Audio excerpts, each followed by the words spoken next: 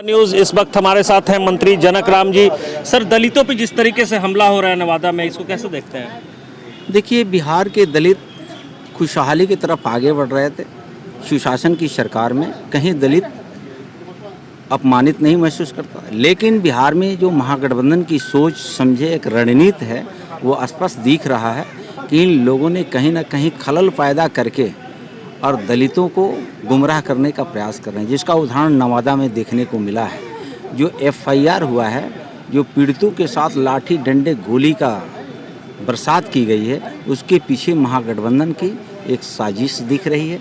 लेकिन जिन लोगों ने साजिशतन ये अपराध की अंजाम दिया है, उसको एक एक करके गिरफ्तारियां हो रही है, कोई उससे बचने वाला नहीं है। सर, जिस तरीके से ये हमला हुआ, इसको विपक्ष भी आरोप लगा रहा है, विपक्ष हमेशा आरोप लगा रहा है कि साजिश है, इसको कैसे देखते हैं? सर, जीतन राम मांझी ने भी इशारा किया था। एफआईआर में नाम जिसका आ गया है, पुलिसिया कार्रवाई हो रही है। परेशानी क्यों बढ़ रही है तेजस्वी जी को? वहाँ क्यों नहीं जा रहे हैं? दुबई क्यों जा रहे हैं? वहाँ जाना चाहिए, नालंदा।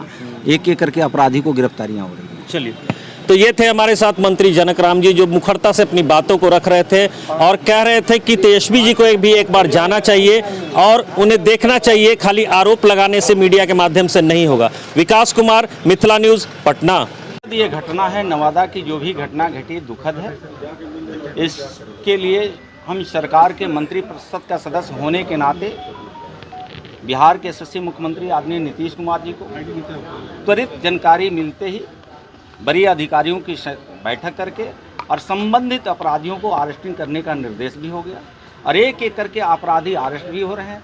पीड़ित परिवार को जितना सरकार की तरफ से सहयोग होना चाहिए, सरकार सहयोग भी कर रही है, लेकिन इस अपराध करने वाले लोग कहीं न कहीं महागठबंधन के टीम ग्रुप के ये लीडर हैं। दलित को लड़ाने का प्रयास किया जा रहा है। अब महागठबंधन के लोग इस पर उतर गए। लोकसभा के चुनाव में चमार दुसाद डोम धोबी मुसहर पासी संविधान के हवाला देने के बावजूद भी महागठबंधन का वोट नहीं दिया, तो आप लड़ाने पर उतर गए। चमार दुसाद मुसहर पासी को घर जलाने पर उतर गए। ये अवसर आपको शोभा नहीं देता है तेजस्वी यादव जी। आपको गरीब के साथ क्रूर मजाक करने का कौन अधिकार? कहा जा रहा है कि लैंड सर्वे भी एक महत्वपूर्ण वजह इस घटना के पीछे सरकार स्वयं करा रही है। लैंड सर्वे की बात तेजस्वी जी अगर कर रहे हैं, तो कम उम्र में इतनी जमीन की जायदाद की मालिक कैसे बन गए, उनकी इसकी चिंता क्यों हो रही है? आरजेडी के साथ उस चपेटे में वो भी आएंगे ना। आरजेडी 7 सदस्यीय टीम को भेजी है वहाँ पर लोगों को देखने के लिए।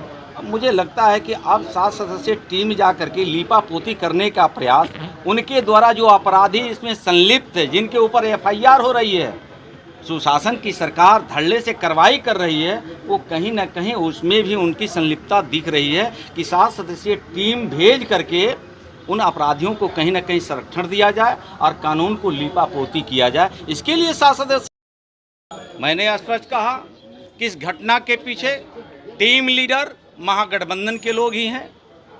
टीम लीडर महागठबंधन के लोग हैं। ये श्री तेजस्वी यादव जी स्पष्ट क्यों नहीं बोलते हैं?